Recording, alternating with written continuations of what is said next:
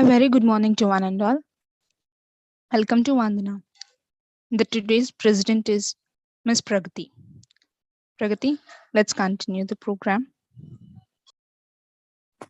Thank you, Dharani. Good morning, everyone. Myself, Pragati, today's Vandana's president. I request everyone to raise for prayer song.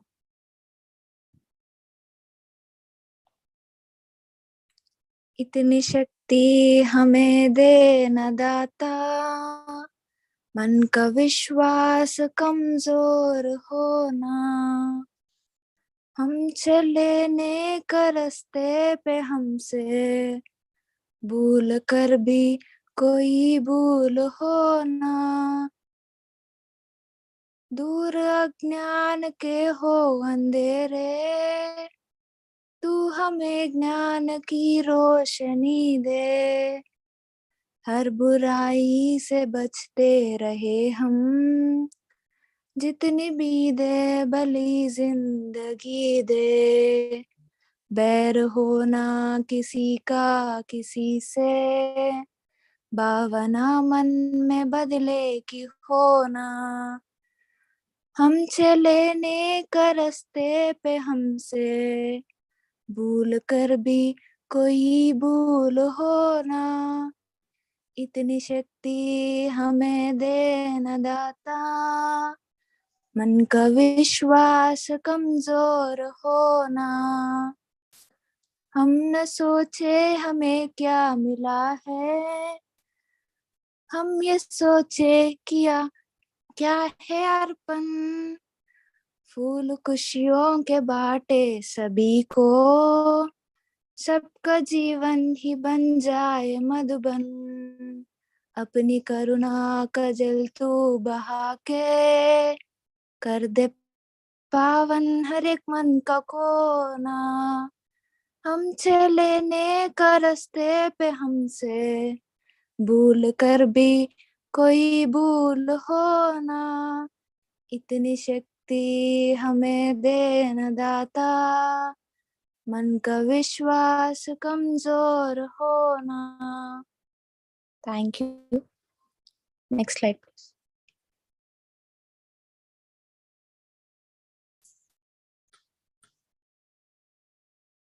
Next slide.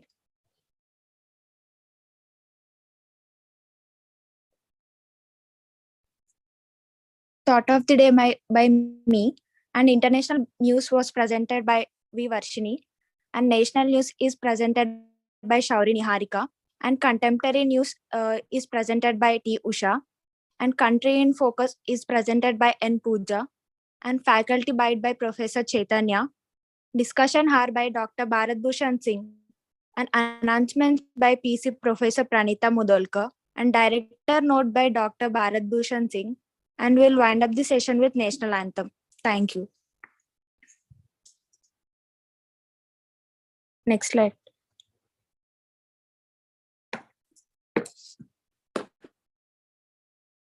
Thought of the day. George Bernard Shaw quoted that life isn't finding about yourself, life is about creating yourself. I repeat once again, life isn't about finding yourself, life is about creating yourself. Thank you. Next slide, please. Now I invite Ms. Varshini to present international business news. Good morning, everyone. I am Varshini. Today I'm here to present international business news. Amazon is opening real-world clothing store with high-tech fitting rooms. Amazon is launching a appeal store called Amazon Style, the company announced on Thursday.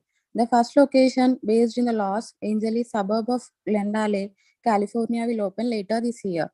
The store will feature women's and men's apparel, shoes, and accessories from a mix of well-known and emerging brands with prices catering to a wide range of shoppers. Next slide, please.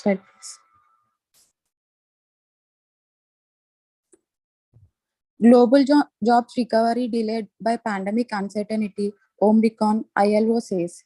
The global job market will take longer to recover than previously thought, with unemployment levels set to remain above pre-COVID-19 levels. The UN agency estimates the equivalent of around 52 billion fewer jobs, with unemployment levels said to remain above unemployment jobs in 2022 versus pre-COVID levels, which amounts to about double its previous estimate June 2021. Overall, around 207 million people are estimated to be unemployed in 2022. Next slide, please. Microsoft to buy a duty game maker for $69 billion.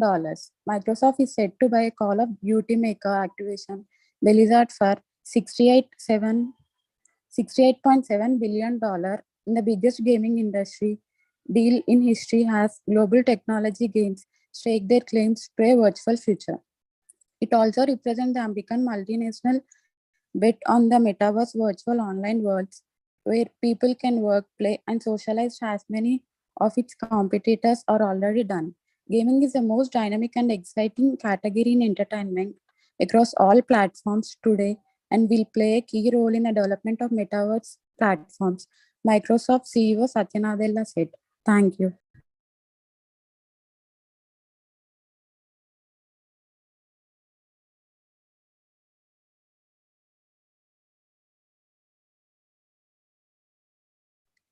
Thank you, Ms. Varshini. Now I invite Ms. Shauri Niharika to present national business news. Thank you, Pragati. Good morning, everyone. Myself, Niharika. Today, I'm here to present national business news. HCL Q3 net up 17% at 2,243 crores amid inflation.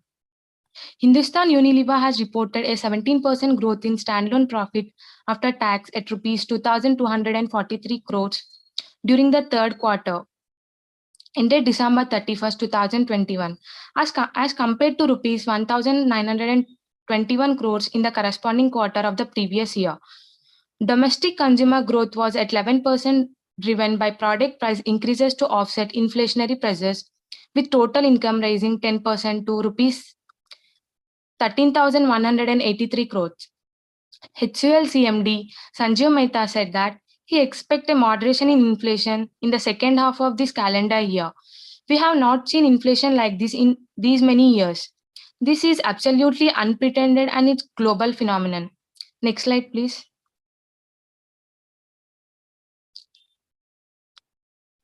Two Indians among three killed in drone attack in Abu Dhabi. Two Indians were killed in Abu Dhabi on Monday after three fuel tankers exploded in industrial area near the international airport.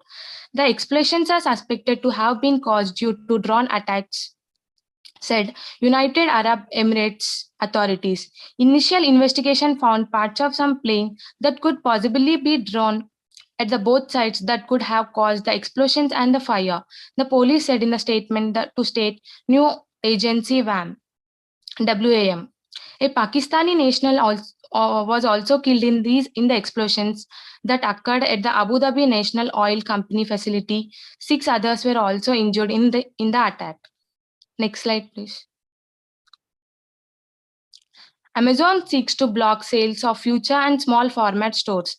In addition, the US retailer has offered financial help to the cash-strapped retailer. The development comes against the backdrop of ongoing legal battle between two retail heavyweights on one hand and FRLs lenders looking to sell the stores to recover rupees 3,500 and 500 crores in dues on the other. The amount in the first tranche was rupees 14,000 to 15,000 crores that Future Group owes to its lenders as a part of one-time restructuring scheme signed between the retailers and the banks, said three people in know of the matter.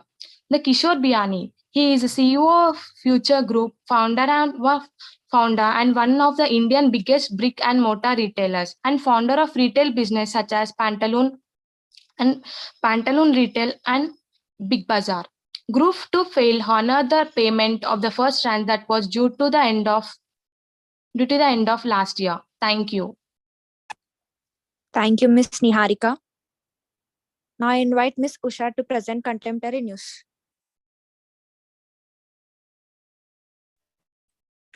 Thank you, Pragati. Good morning, Vandana. I'm going to present contemporary news. Myself, I am Usha, registration number 17015. Next slide, please.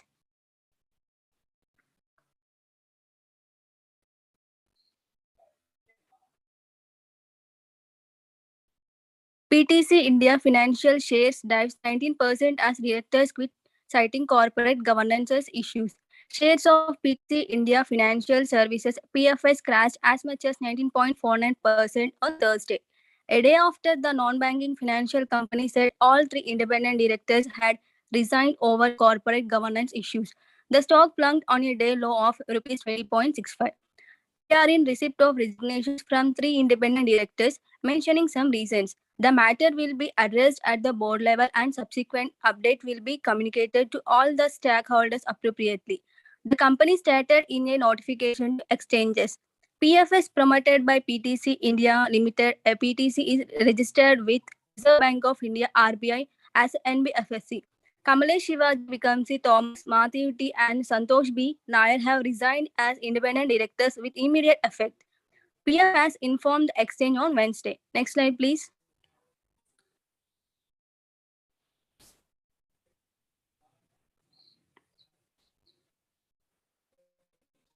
Walmart asks Indian sellers to expand in USA using its marketplace.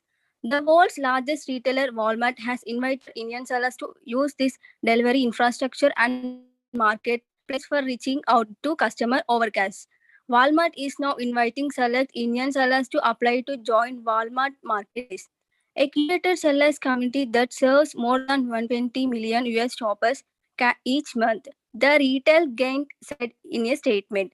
This initiative expands on over 20 years of Walmart's engagement with Indian exports. India is already one of the Walmart's top sourcing markets, and the company has set an ambitious goal for exporting $10 billion from India each year by 2027.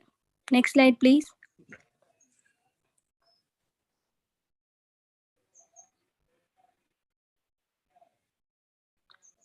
Relief for HCL Tech as company law tribunal stays insolvency proceedings. In a major relief of IT firms, HCL Technologies, the National Company Law Appellate Tribunal (NCLAT), has stayed the insolvency proceedings initiated against it on a plea filed by a creditor. A two-member NCLAT bench, while admitting the petition filed by HCL Tech MD and CEO Vijay Kumar stayed the National Company Law Tribunal (NCLT) order of January 17, 2022, to initiate insolvency against the IT major. The appellated tribunals also issued notice to Sahaj Bharati Travelers, which had claimed a default of rupees 3.54 crores by HCL Tech, to file its reply in 2 weeks, and also granted 1 week of the IT firm to file a rejoinder to it. Thank you. Thank you, Ms. Usha. Now I invite Ms. Pooja to present Country in Focus. Good morning, one and all. I am Nangiredi Pooja, roll number 17012. Today I am here to present Country in Focus about North Korea. Next. So today we are going to discuss about geography, demography, economy, history, North Korea and South Korea split, rules by PM, trade activities, world affairs, India and North Korean affairs. So before I start, all of you must have heard about North Korea, that it's a scared country, dangerous country, and it has some nuclear weapons and some other related facts. So today we'll learn some more about it. Okay, next slide. So first, coming to geography of North Korea, it coordinates are 40.3399 degrees to the north and 127.5101 degrees to the east.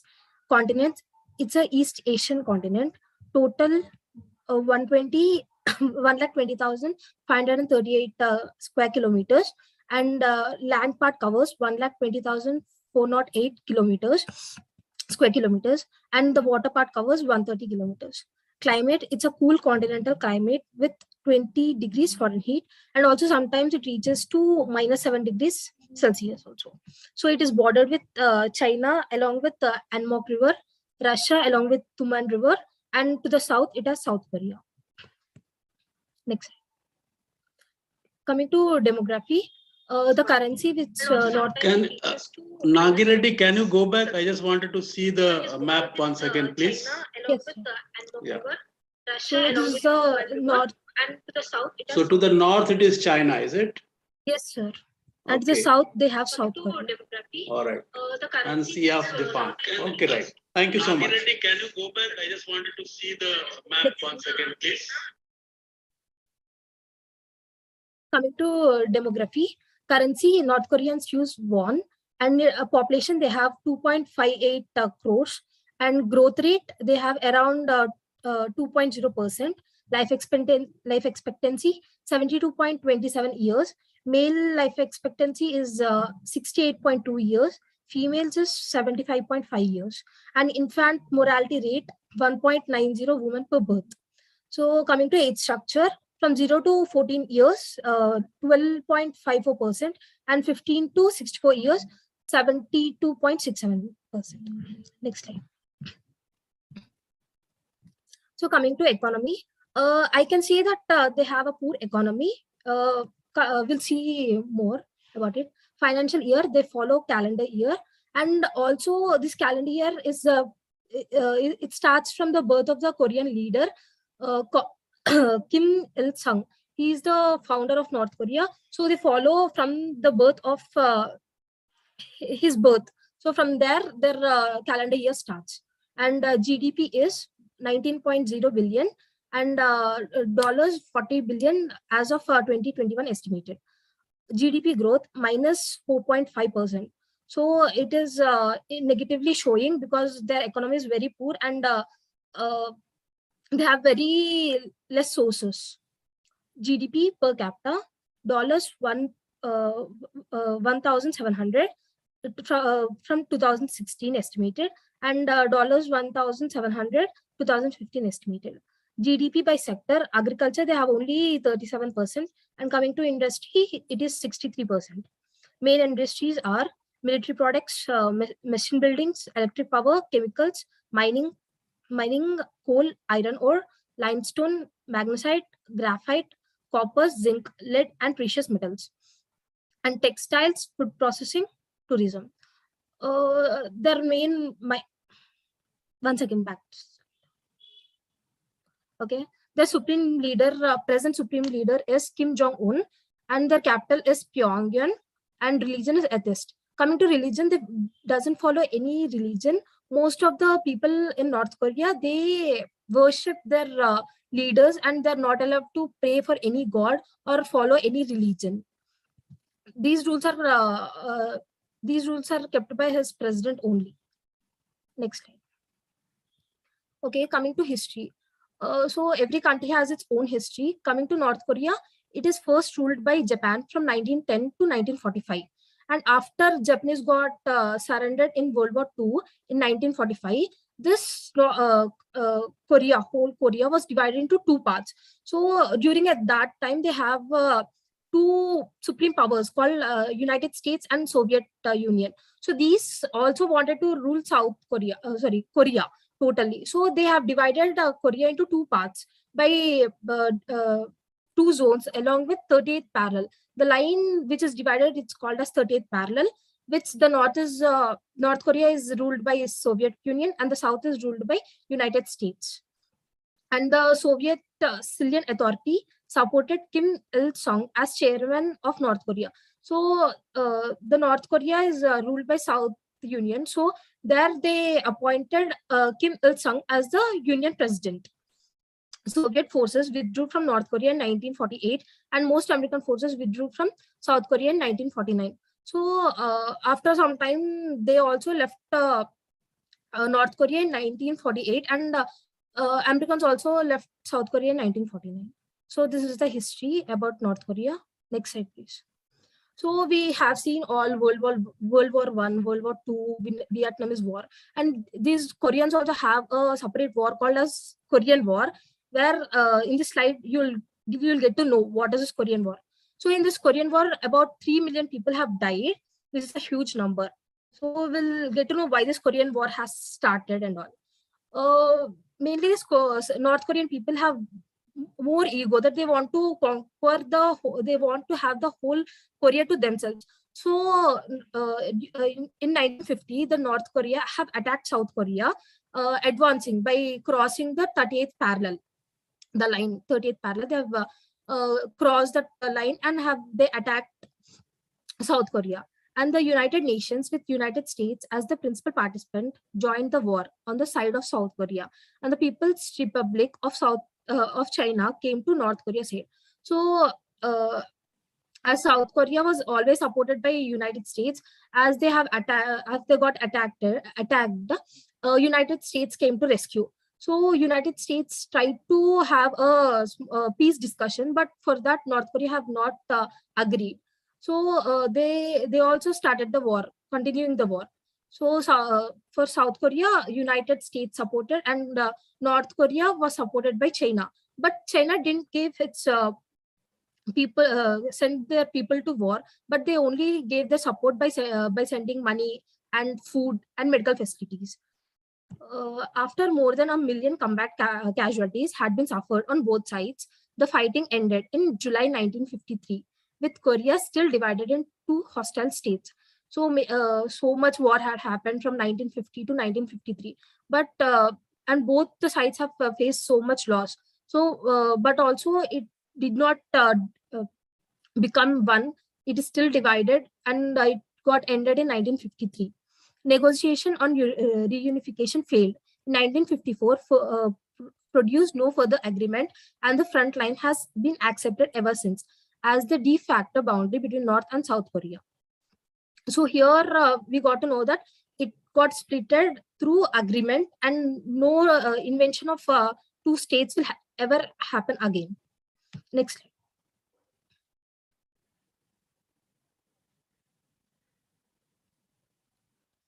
So there are some rules in North Korea. So there are some of the rules which is presented by his great grandfather Kim Il-sung, and that rules were followed by whole country.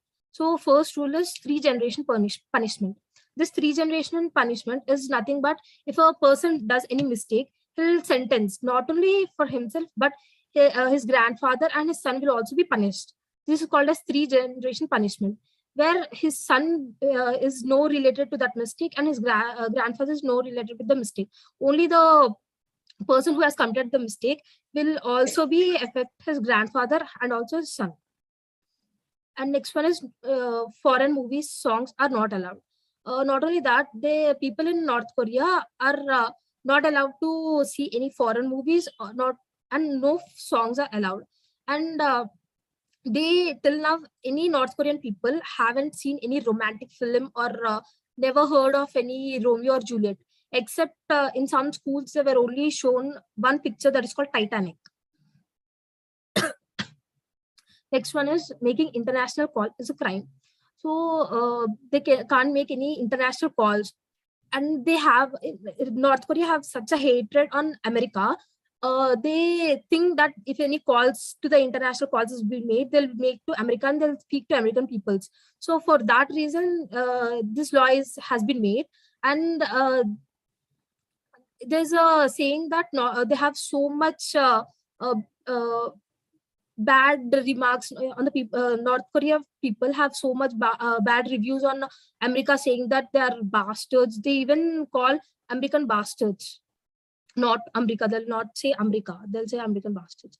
So international calls is a crime. There's an example, once it happened in 2009, where the Korean factory boss have tried to make an international call for his business, but he was fired then and there, in front of all his colleagues, saying that he made a call for international and it's a crime.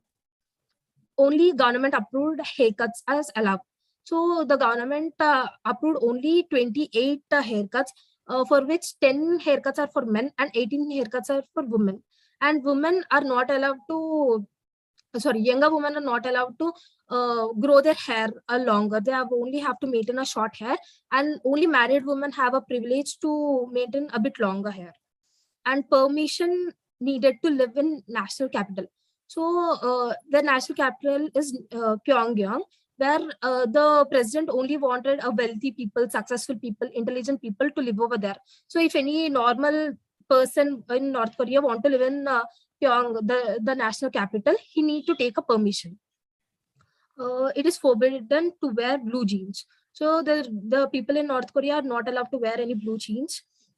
And North Korea only has 3 channels. So they have only 3 channels, which are only controlled by the people in North Korea. And they till now they doesn't know any outside world. They only sees what the government want to see, and they'll only listen what the government want to listen them. And next comes, there's no access to the World Wide Web or Wi-Fi. So normal, like our people, that they can't easily access Wi-Fi. They only have certain Wi-Fi which is approved by North Korean government, and only some people are allowed to use it. That too only business people and authorized people. And the government also make sure that if any illegal actions or illegally they use, they'll make them punishment in such a way that others will be frightened by using it. So next comes freedom of speech, freedom of movement, and similar rights are tightly controlled by the state. As I said, each and every movement is controlled by North Koreans only. The government makes sure that what they speak, what they move, these all are controlled by the government itself. Different calendar. As I've said in the starting, the calendar starts from the birth of Kim Il-sung, who is the founder of North Korea and the first president. And now the present president is Kim Jong-un. He's the grandson of the first president. Kim Il-sung is their only true leader. So in North Korea, it is said that they will only pray and they'll only follow the rules of Kim Il-sung. So he's the true leader. Insult of Kim and his family considered blasphemy. This is that if any insult or any disregards done to their family, they'll severely punish the people who have done that crime.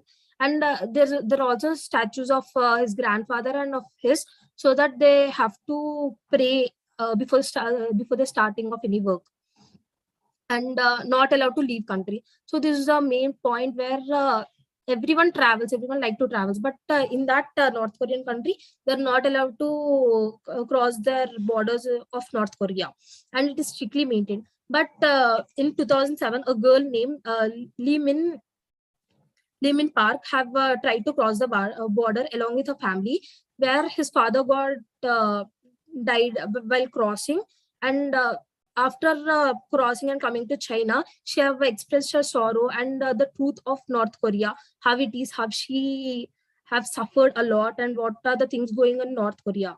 Actually, North Korea is a secret country where anyone doesn't know anything about what's going inside. So after she coming and telling us about the situation in North Korea, all got to know about the inside of North Korea.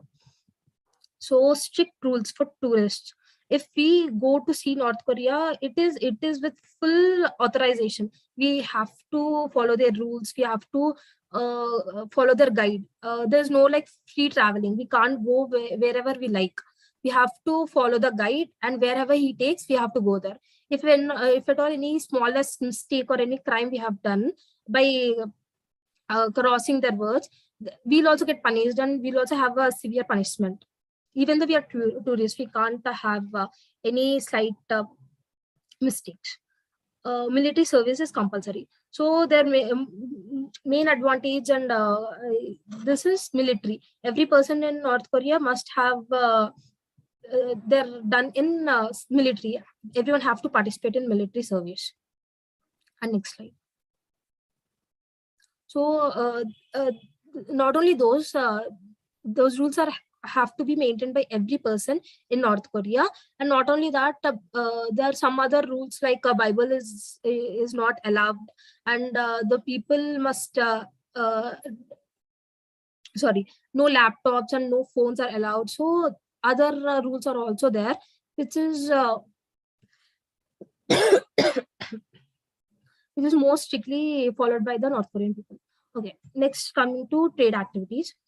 Export goods, mineral, textiles, agriculture, and fishery products.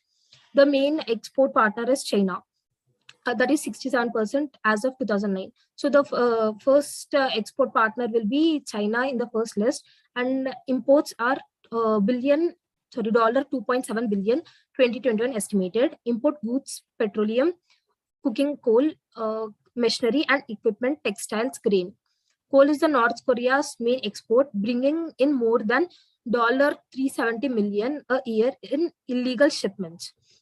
The other main exports country for North Korea are India 3.5%, Pakistan 1.5%, Burkina Faso 1.2%, Saudi Arabia, which took 0.89%.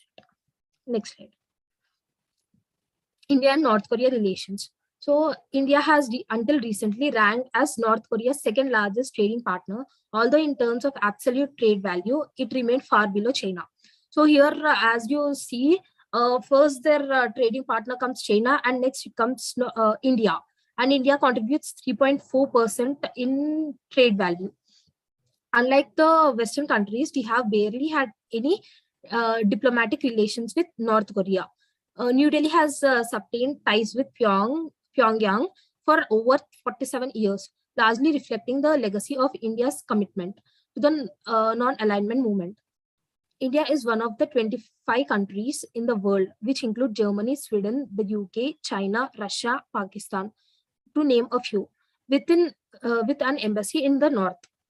New Delhi has often come to Pyongyang's assistance in difficult times by providing food items, blankets, polythene sheets, and medical supplies. So in North Korea as I said, it's a very cool country, and so many earthquakes also happen in North Korea. At that time, in a bad situations, India has come to rescue by providing some food items, blankets, bed sheets, medical facilities. So it helped in such a way.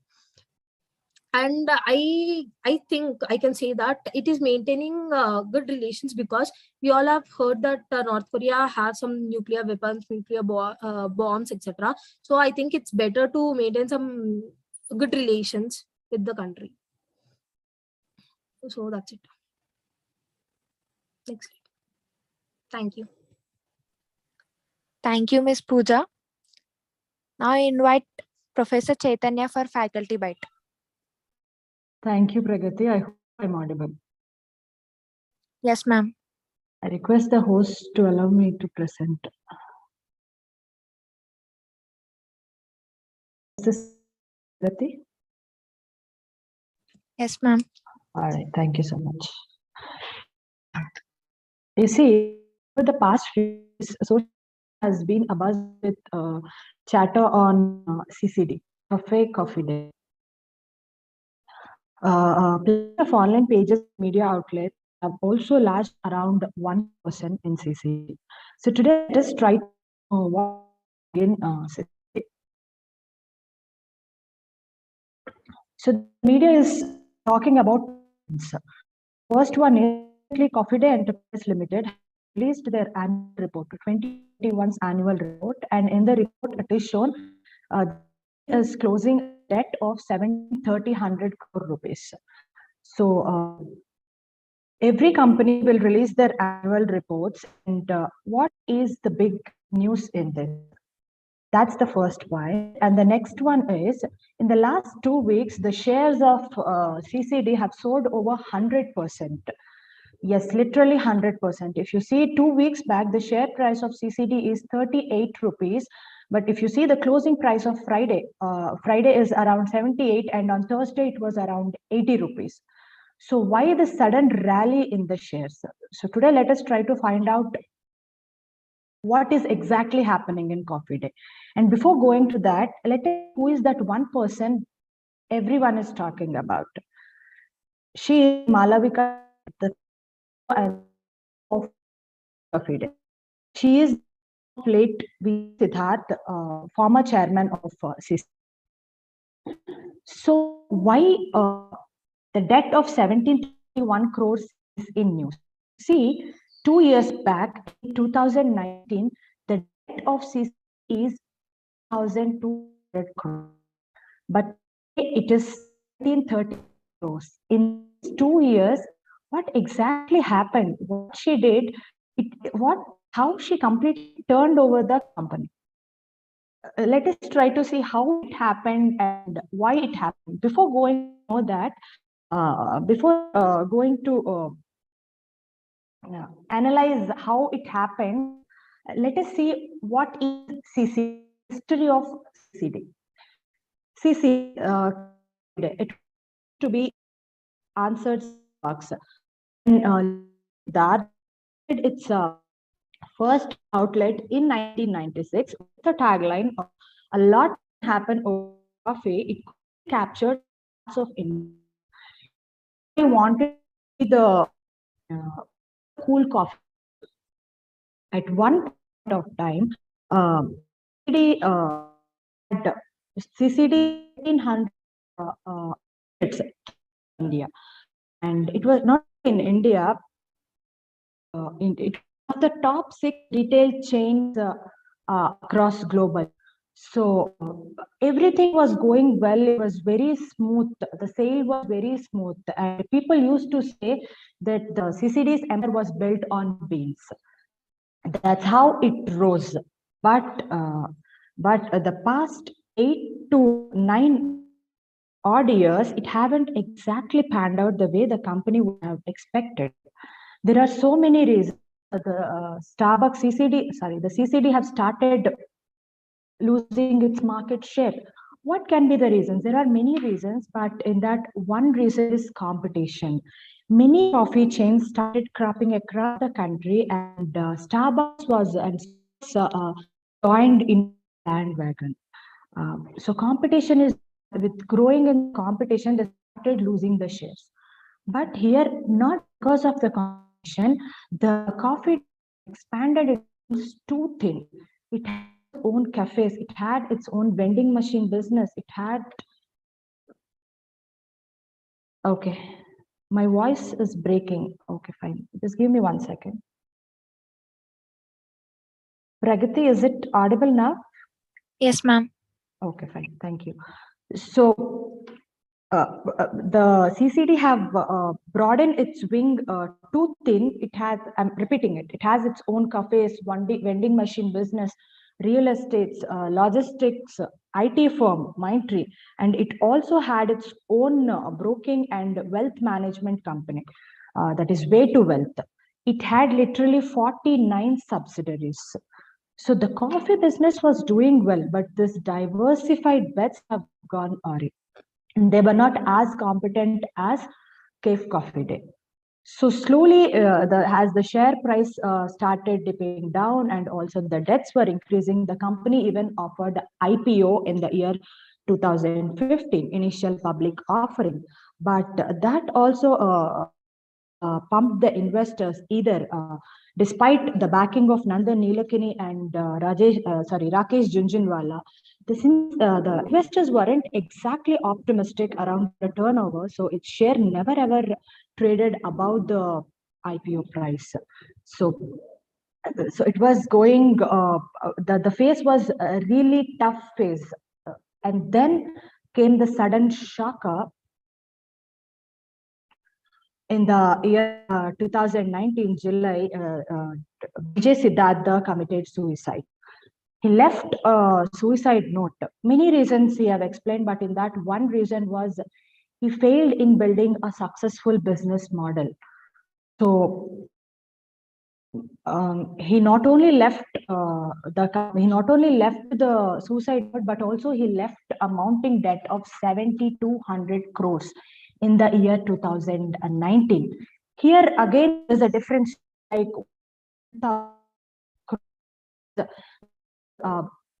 they were that to my company limited that was completely owned by Bharat. Also, they filed the returns and they didn't release their reports. Of all the regulators SEBI stopped the company to trade in stocks. So the situation was quite critical. Thinking CCD is CCD has ended, but at that point, from there in 2019, the 7,200 there. So again, come back to our initial, the first point, report of 2021, the debt is 1731 crores. How this happened? How Malviya completely turned over the company? The exact reason is, okay, I think, okay, let me check this. Pragati, am I clear now? I think the bandwidth Yes. is fluctuating. Yes, I'm so ma'am. sorry for this. The bandwidth is fluctuating. So how she have turned over the company? How she's paying the debts of CCD's borrowings? Well, the company is selling off its non-core business. They've been doing this precisely to pay off their creditors. They sold the tech park in Bangalore to private equity or Blackstone Group for 2,700 crores. And also they sold their stake to Mindtree Limited, and that deal offered them 1,800 crores. So that's how the debt from 7,200 crores, it came down to 1,731 crores. So they are selling all their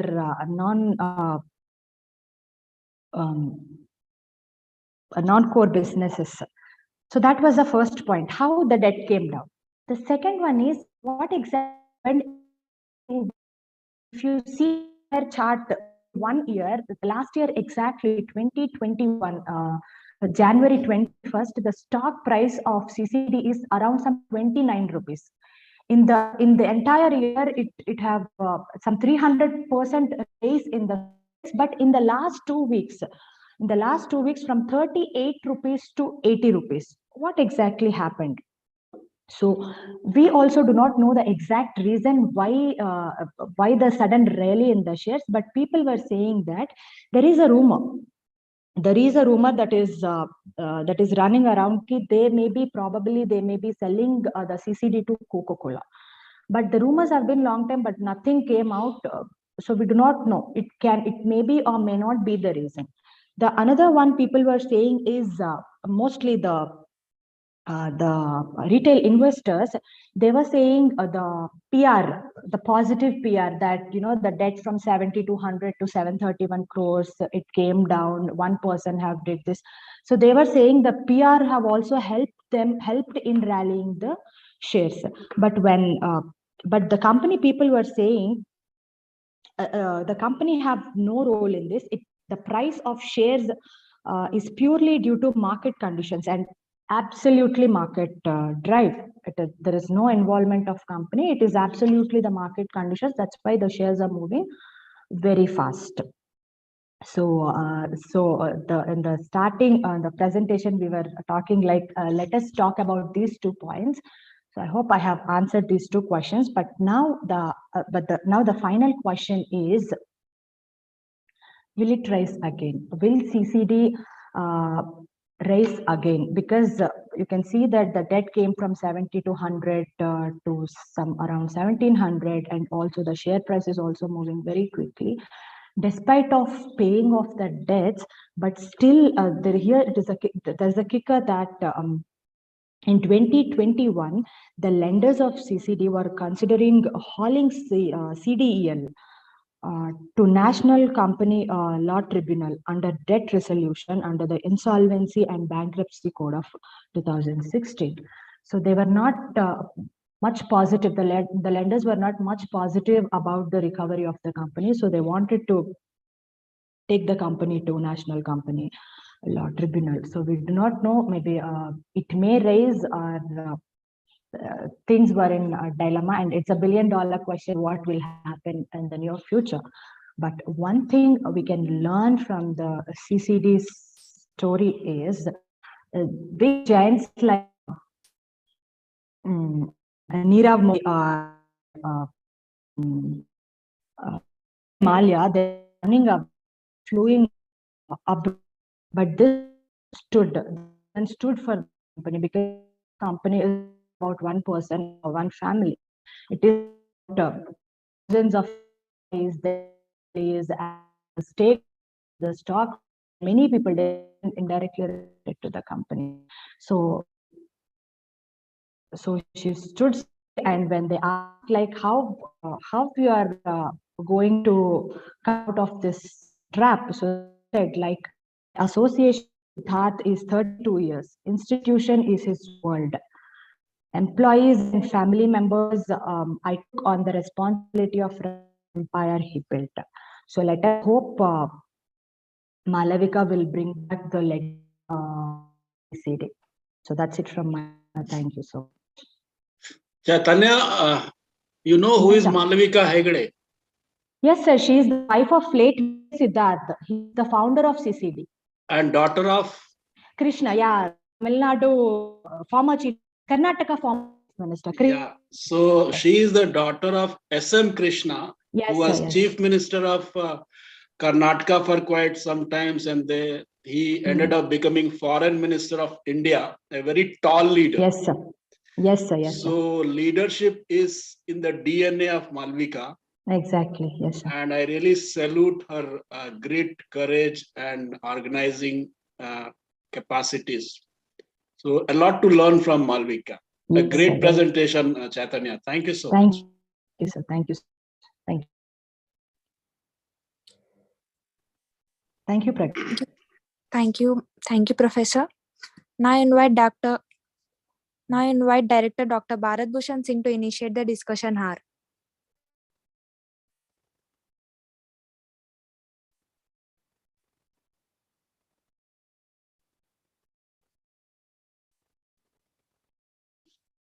Yeah, thank you. So may I know who is the president of the program today? So Pragati, sir. Yeah, so Pragati, good morning and thanks for giving me this opportunity. Another week wherein I take you to some of the hot issues in business world. So the cue for this topic is in my last strategic management class, one of my students, Mr. Soronil Banerjee, a HR student, he came and asked me a question. Sir, when government of India is trying to divest their holdings from most of the public sector undertakings? Why are they becoming a stakeholder in a private firm called Vodafone Idea? Is Vodafone Idea going in a public sector way? What is the reason? So I felt like it was very difficult for me to explain the entire gambit of situations and scenarios in maybe 3 to 5 minutes of doubt clearing sessions at the end of my class. So I felt like discussing this in today's session. So the topic is government takes stake in Vodafone Idea, and the boundary of discussion is what made government to take stake in Vodafone Idea. Why did they did? And the background of the whole issue I'm going to narrate, and how it's going to impact on company and its operations, regulatory issues and challenges, and lesson for other debt-ridden firms. I expect few of my students to chip in and give me their point of view. So next slide, please.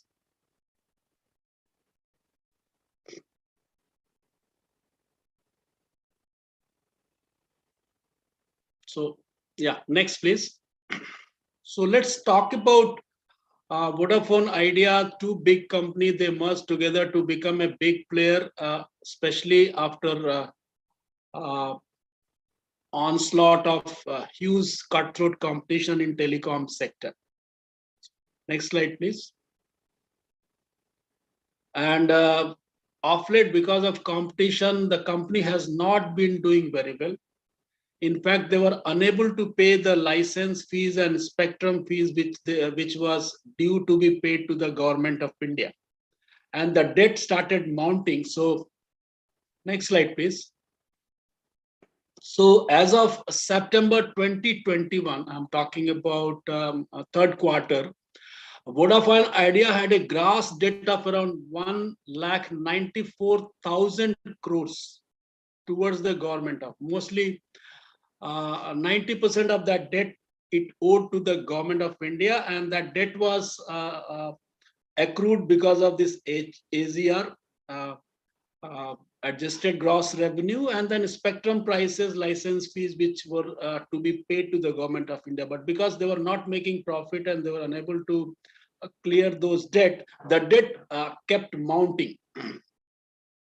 And these dues were from AGR and spectrum. And then it opted to convert whatever interest accrued out of this 1,94,000 crore debt, which came to somewhere around 16,000 crore. So Vodafone Idea agreed to convert this 16,000 crore on deferred spectrum liabilities and adjusted gross revenues due into equity, as company was unable to clear their dues.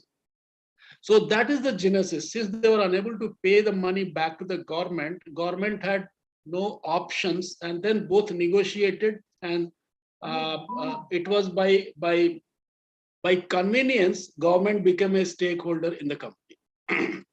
So after taking over the stakes, the government became the highest shareholder in the company, close to 35.8% stakes, and then Vodafone now holds 28.5%, and Aditya Birla Group is holding 17.8%. So that is the holding pattern as of now. Next slide, please. And then what is the background of the issue? Most of the Vodafone government debt is against AGR, adjusted gross revenue, as I said about it. So adjusted gross revenue is a fee sharing mechanism between the government and the telcos, who shifted to the revenue sharing fee model in 1999 from the fixed license fee model, where telcos are supposed to share a percentage of AGR with the government. So earlier, the mechanism before 99 was like all telecom companies have to pay a license fee to the government, and then they have to operate in whatever circle they have been permitted under that license.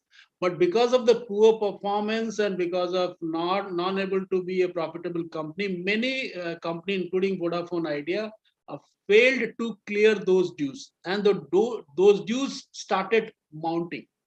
And then government came out with a proposal like, instead of giving me the license fee, why don't you share the some portion of the profit from your operations.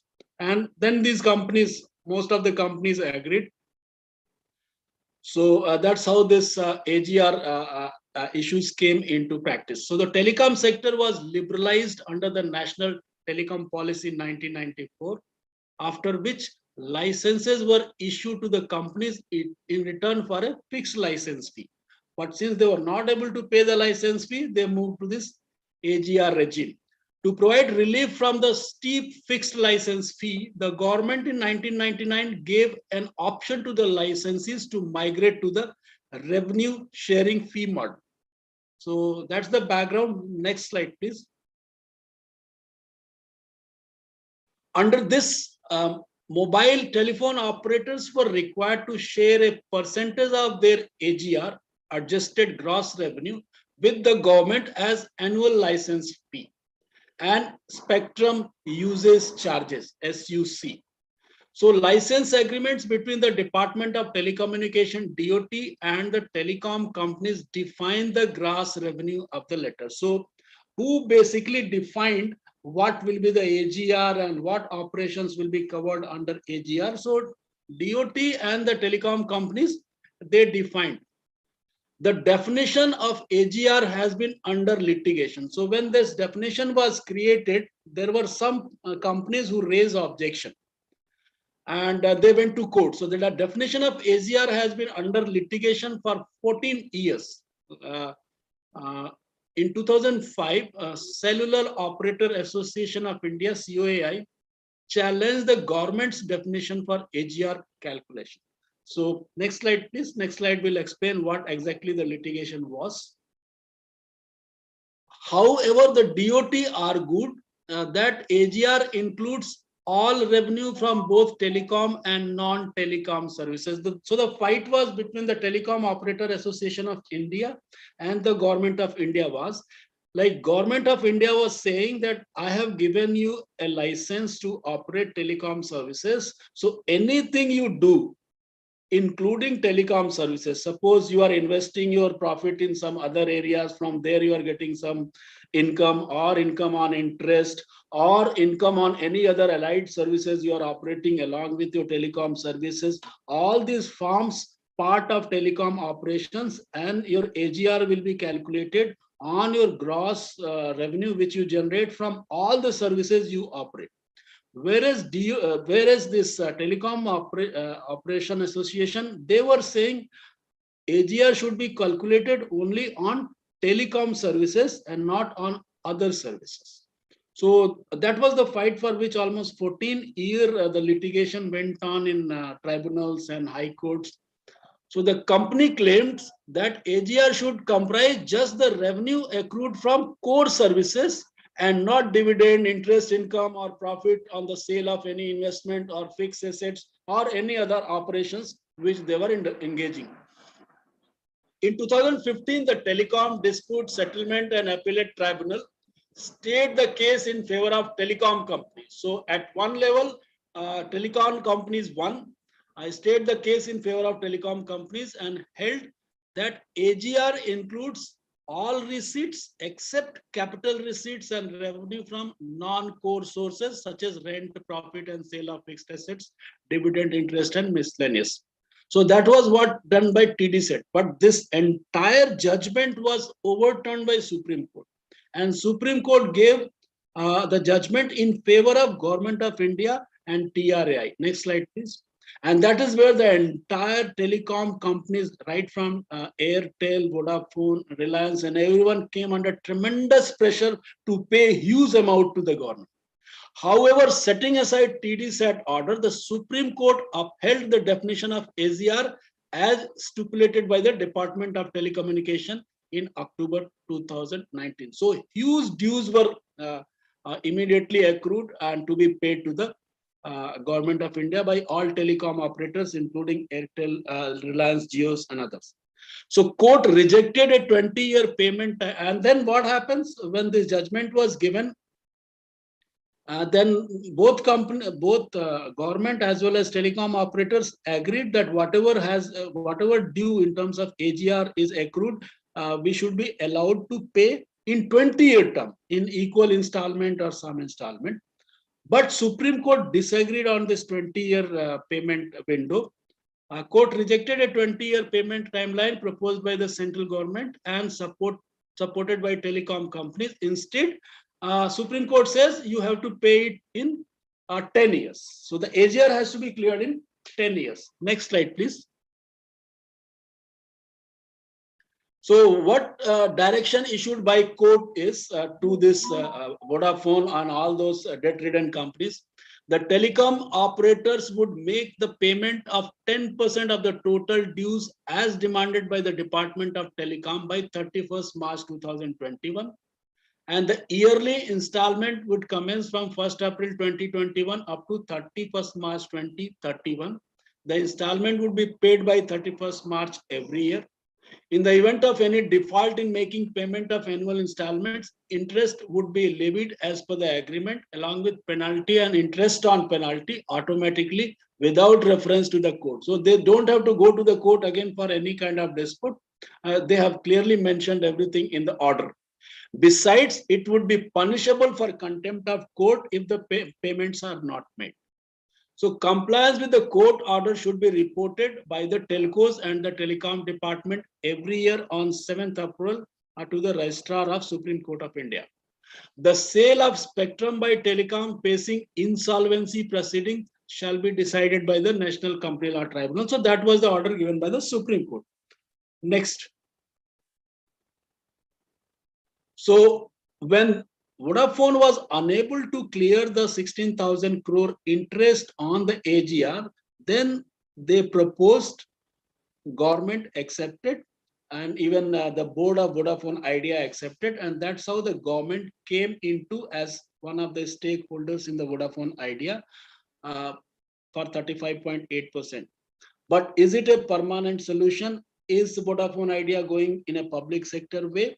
Obviously not, because if you see the situations in 2008-9 during subprime crisis in UK and US, so when situations were really very bad for certain companies, governments came into to bail out those companies. So General Motors were given $50 billion, and US government took some considerable stakes in the General Motors, and after 7-8 years, General Motors revamped their product line, restructured the company, became more profitable, and gradually Government of India exited from the General Motors.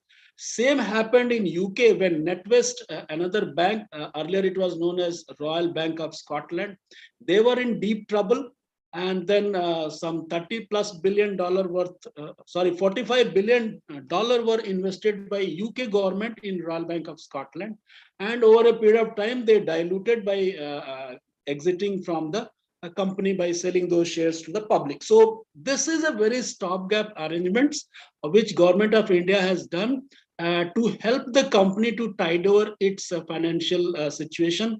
And then some of you might be thinking how it helps the company in becoming more profitable or more rich. So basically what happens when government owns a company, then the credibility of company rises and there could be a confidence in the market. Some of the strategic investors and others may find value in the company, and the finances can come in, more investments can come in, and that's how this whole things work. So, and after 7-8 years, when situations becomes normal, government will exit. And already in one of the press conference, government has clarified that they have no intention of getting into the day-to-day affairs of the company, and they are not interested in running the company. And the example is recently they have sold Air India. So they want to exit from most of the public sector undertaking. So that therefore this is just an stopgap arrangements. Now impact on company and its operations. Next slide. So October 2019 judgment has pushed many telecom companies on the verge of bankruptcy. So their liabilities have suddenly risen more than their assets. A serious situation, in fact, for any company. And they were unable to pay the salaries of the employees, so many things because of the judgment. So while the government has been deprived of the extra revenue, the financial implications for telecom companies were huge, who now have to pay overdue amounts piled up for years. It's a very serious situation. But if it's a serious situation, distress situation with lakhs of employees' life on stake and image of the country at stakes, so it's always prudent for a government to chip in and do the hand holding, and that is what central government has done. Especially at the current juncture when profits for telecoms are under pressure from severe competition and the falling average revenue per user. So because of that situation, the company was in a very distressed situation, and it was a right move by the government of India. Next. Next slide, please.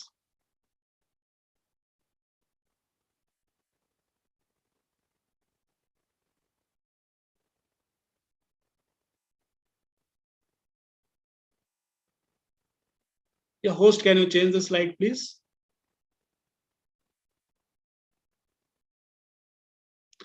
Now, coming to the regulatory issues and challenges, of late we had been seeing that regulatory environment in our country is becoming more stricter. SEBI norms, listing norms, actions against any kind of violation. Company Act is becoming stringent.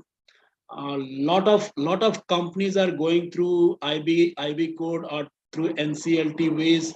So therefore, the regulatory environment is becoming very strict. So even companies have also realized, and that's the reason this arrangements has happened. In the whole process, Airtel was also having a lot of dues to be paid to the government, and they paid their interest. They did not accept the offer of government getting some equity in the Bharti Airtel operations. They paid their dues in cash. And same happened with Reliance Jio as well. But Vodafone was not having sufficient money, and that's why they have accepted the offer. So challenges are quite high, and it requires both government as well as the company board to work together to figure out the path ahead. But then due to advent of technology and 5G rolling out, it is expected that Vodafone Idea will be able to turn around in maybe another 7 to 10 years. That is the window they are working on it, because 10 years is what it has been given to pay the repay the AGR. However, 10 years window is what Vodafone is also looking at to turn around the firm. Next, please. So a long-term vision plan must be made accordingly, and they are working on it to enhance the growth, improve quality of service, and generate resources for the telcos. A new infrastructure policy is badly needed, and government is working on it. And the government needs to provide an enabling environment for telecom operators. So they are working on it, especially with reference to taxation and GST aspect. And enhanced accessibility of broadband services will enable the digital empowerment of India. Hence, adequate steps are required to be taken by the government. So these all aspects have been submitted to TRAI and concerned ministries by the association, Telecom Operator Association. And government is actually working on it, because the entire digital India push is based on how telecom companies figure out and how they function and operate. And a big 5G rollout in 2020 is due, and therefore everyone is looking for a very favorable budget 2022 and some good policy moves on this sector. Next, please. So can anyone chip in and let me know what is the lesson for debt-ridden firms? Can anyone chip in and give their views? What lesson these debt-ridden firms can learn?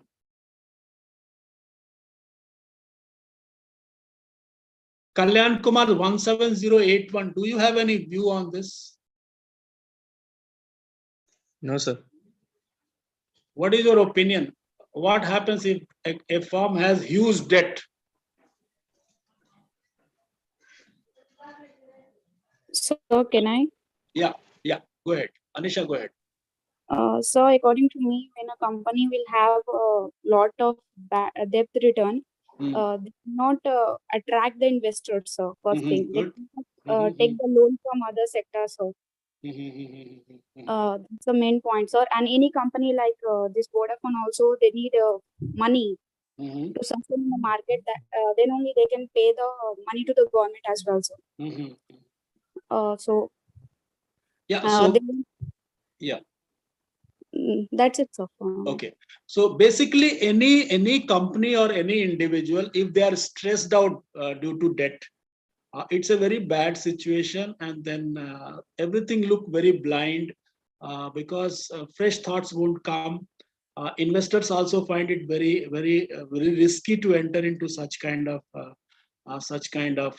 businesses. And you please understand, when this move was announced, wherein government of India is going to take 35.8% of stakes in Vodafone Idea share fell by almost 21%, because consumers were not very happy when government is entering into, because they are not very clear what is the motive behind government getting into it. So lesson for all companies whoever is highly debt ridden is to clear their debt up to certain level. When we talk about capital budgeting, there is a formula how much you should be having debt and how much you should be having equity, and how much should be other form of participation. So if huge amount of debt arises, it is an alarm bell. And most of the companies have realized, because after this insolvency and bankruptcy code and NCLT procedures starting in our country, many companies have realized that the regulatory norms are becoming very stringent, and many of them have started repairing those debt. And what Chaitanya was talking about, CCD, Cafe Coffee Day, when they were having 7,000 plus crores of debt, they were forced to service those debt to bring down to 1,000 some 700 change by selling whatever assets they were holding. So most of the companies are doing like that to reduce that debt. Yeah, next.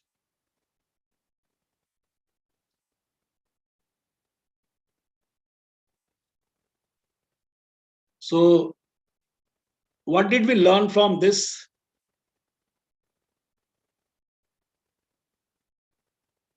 So what points we can ponder out of the whole saga of Vodafone Idea situation?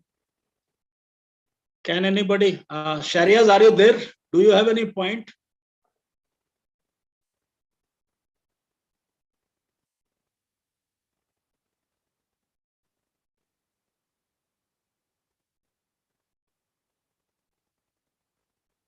Sanath, are you having any point? Okay, so Sir, I request, yeah, Sanath, go ahead. no, sir, no, sir. Okay, fine. So I request all of you to please go back and do more study on this entire issue. You will get an idea about how things has worked out and how things has gone out of control for the company. And because of poor innovation and bad management practices, or I call it as poor strategic management practices at Vodafone Idea, they slipped into a very tight situation, and government is just trying to wriggle them out of this bad mess. Thank you so much. Thank you, team, for this opportunity. Have a nice day and week ahead. Thank you. Thank you, sir. Now I invite PC Professor Pranita Mudalkar for announcements.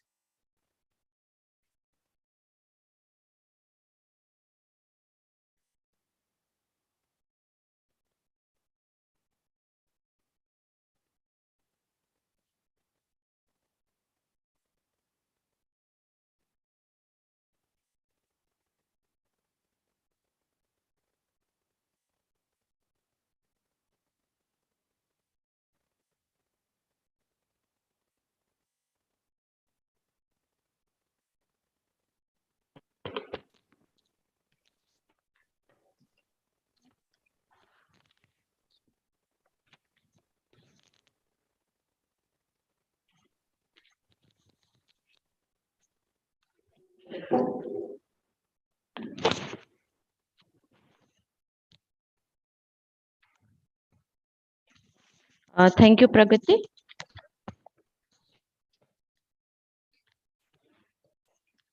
Am I audible? Yes, ma'am, you are. Yes, yes. So good morning, everyone. This is Pranita Mudholkar, the program coordinator with today's this week's announcements.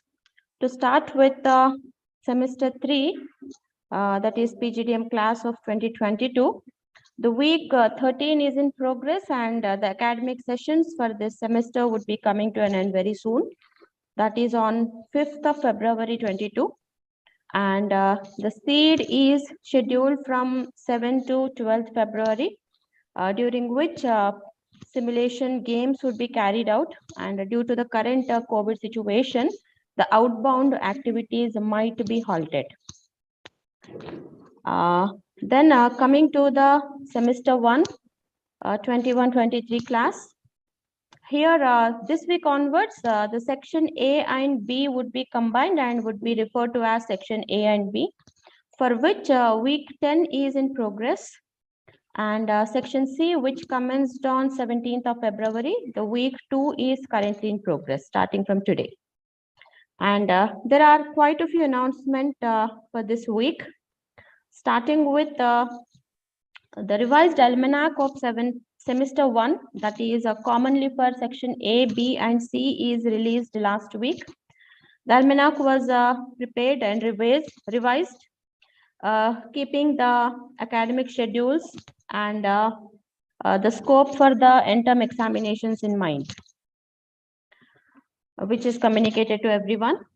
And then starting with the mentoring for this semester, that is a semester for PGDM class of 21-23, would be starting from semester 2, so which will be scheduled in the semester 2 academics. And this mentoring, the whole mentoring faculty mentoring to the students would be supervised by the counseling team, the faculty counseling team, and which would be elaborated by PCO to the concerned counseling team. And then there is one development from this week onwards. There are quite a few suggestions received from all the students. The anonymous suggestion, I appreciate all the students for using the suggestion box, and quite a few suggestions to PCO for the session duration. And there are some things also observed, the faculty were not getting ample time for the attendance update during the session time. So here comes the new development. The session duration is reduced to 75 minutes. That is 15 minutes lesser than the previous session schedule, but which will be projected as 90 minutes in the timetable. The breakup of the whole session duration is as follows. The first 5 minutes would be used for joining or settling down in case of online and offline modes. And 75 minutes would be the academic delivery, and the 10 minutes would be used for completion of attendance process. So this particular new structure would help the students and faculty as well, and which will help the PCO to continuously monitor the attendance. And then coming to the next point, the Vandana new team would be coming to an effect from 1st of from February 2022. So that leaves the current Vandana team one more week to carry out this Vandana session. And PCO suggests the current team to prepare the new team flawlessly and help them for next maybe 1 or 2 sessions to carry out the Vandana session. And then coming to the next, there is an observation. Now everything is happening digital, and a digital platform has become an interactive interface right now. And if you are not putting your display picture, you are going faceless right now. So it's been observed that there are quite a few students who have kept your display picture. That is appreciated well. and there are students who haven't bothered to put your display picture. So considering this, PCO would be sending an instructional mail which display picture to project here. So follow the instructions and act accordingly, because this is going to be a phase for every interaction on a digital mode. And then coming to the next one is a faculty meeting is scheduled today at 11:15, and I would happy to meet all the faculty members in the boardroom for that. And here comes the last one.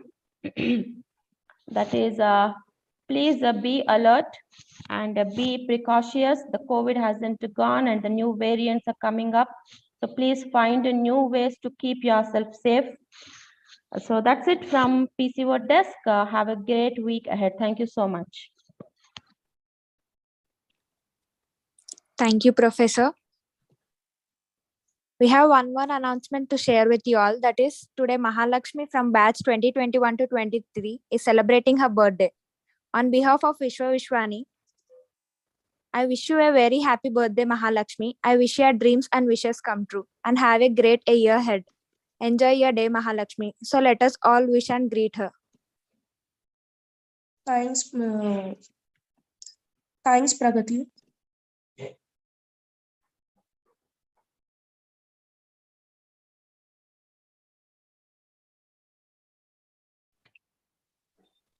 Now I invite Director Dr. Bharat Bhushan Singh to give us a keynote. Thank you, Pragati. And I have a couple of points to let you all know.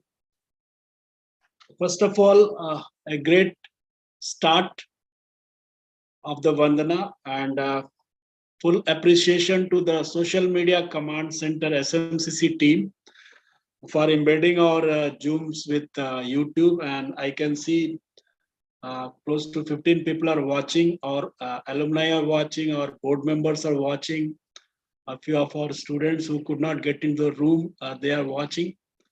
So it's a good initiative wherein everyone can come on this platform and learn something. Next, I have some observation with reference to a few presentations. So first, Niharika has presented a wonderful country in focus. So Niharika, congratulations. Sir, she's not Country in Niharika. focus by Pooja. Pooja, is it? Yes, sir. Yes. I'm sorry. Pooja, what is the full name? Nangireddy Pooja, sir. Okay, so Pooja, it was a very beautifully presented with a lot of background information and informative information for all of us to understand about North Korea. And one more piece of information I would like to add is, though the war has stopped between South Korea and North Korea, but there has never been a kind of a peace agreement. So even today, technically, both the countries are at war because armistice has never been signed so far. So still, North and South are at war. And so I recommend program coordinator to kindly issue a appreciation certificate to Pooja for a wonderful presentation during Vandana program. Pranita madam. Yes, sir. I second your opinion and I'll issue the appreciation mail. Yes, sir. Yeah. Thank you so much. No, it should be a letterhead letter to Pooja. Sure, sir. Sure. All right. Now coming back to Niharika's presentations on national news. Niharika, you presented national news. Am I right? Yes, sir. So in national news, you were covering a bombing at UAE complex by Houthi terrorist groups. So I found like your presentation in national news about UAE was off place. It's an international news actually, and you bracketed it in the national news section. So be careful actually what news you are putting in which section. National news means only national news. Whatever is happening within the boundaries of India, that news should be covered. And therefore, it's important for all the presenters to give your thoughts on what you are presenting. Now you are global. Your program is being beamed on YouTube channel, so people, our alumni sitting in US, they'll be watching. They are sitting in America. They are sitting in Bombay, Mumbai, Delhi. They will be watching, and then they will be putting comments on YouTube. So we all should be ready to accept those criticism and improvise and improve, so that we become better presenter and better version of ourselves by adopting to those suggestions. So few suggestions, like when you are presenting a news, please ask yourself, does that news belong to this section? Number one. Number two, there are whole week wherein lot of news are being covered, and we are also sharing close to 4 to 5 digital newspaper. Please read it very thoroughly and pack up your news section with lot of news. What I find is you are covering one news whole slide, almost 6 to 10 lines. That's not required. One news have 2 to 3 lines, and don't write so many words. You just write figures and then explain something out of your own. What I'm finding is most of you reading your slides like a news anchor. So that is not the presentation. Actually, presentation means you will be explaining some points out of your own words. Niharika got the point? Yes, sir. Yes. So It's all the news presenters, all the news presenters, make sure you have minimum 5 news. There are 50, 60 news in a week, and many of you are not covering the main news. Like 2 days back, Reliance has reported 38% jump in profit. Now their profit has crossed 20,000 crores. Nobody is talking about it. That is the talk of the town today. Yeah. So it's very important that you select your news properly. Now we are celebrating Netaji Subhash Chandra Bose, wherein at New Delhi, a war memorial has been activated. The Amar Jawan Jyoti has been integrated with Amar Jawan Jyoti has been integrated with war memorial. Subhash Chandra Bose hologram was enacted yesterday. Modi was talking great about Subhash Chandra Bose. A statue made in Telangana of black granite is going to be installed in next 6 months. So these news are making a lot of buzz. India lost its third ODI also in South Africa. Nobody's talking about it. So what I found is, like, your news section should be relevant and pick up from what is making news.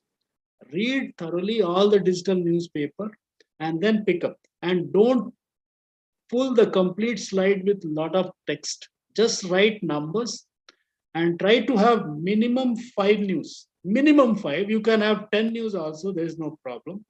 But you have to educate all of us with whatever is happening in the last week.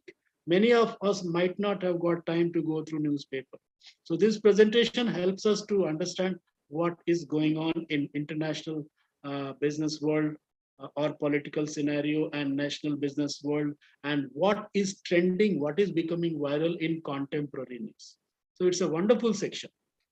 So most of you have done a wonderful presentation, but my suggestion is on content side. Content side requires little improvements. So I hope you will take this in a positive stride and incorporate it. And next is our academics. We have started section C in full swing. I request, org, advise, instruct, and direct all the students. You have no business to be absent from the online classes. Wherever you are, you have to hook up to the Zoom and participate and attend your classes, because we are doing whatever we could do best in one of the most challenging time. And we know our job very well, and that's the reason though we are struggling, but still we are trying to ensure that our classes goes on time without any hindrance. But you as a student, you have your responsibility cut. You have no business to miss these classes, because if you miss, then there is no remorse for it. You will pay heavy price in your life. Biggest sin of your life you will be conducting. if you are missing your classes.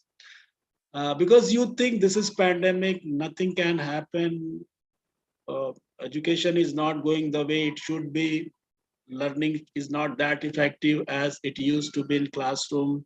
Everything is fine, but a person is great only when he can make out best out of any tough situation. Commenting and talking will not help us. We have to derive the maximum benefit out of any tough and challenging situation. And we are doing that. And hats off to the academic team and planning team at Vishwani, supported ably by the administration team and IT team for putting things together immediately whenever there is such challenges are thrown to us. And we are doing our best. I advise all the students not to skip classes. If you have any doubt, reach out to the faculties and complete your learning so that you remain a professional, a great professional who is uh, actually hunted by the corporates. So with this, one more key point is already Professor Pranita has said, uh, COVID is really disturbing things, though this wave is not that dangerous as it used to be second and first one, but still it does not give us any license to lower your guard. Please take good care of yourself and people around you, and protect yourself against this deadly virus. I wish everyone all the best and great week ahead. Thank you so much. Thank you, sir. Now I request everyone to rise for national anthem.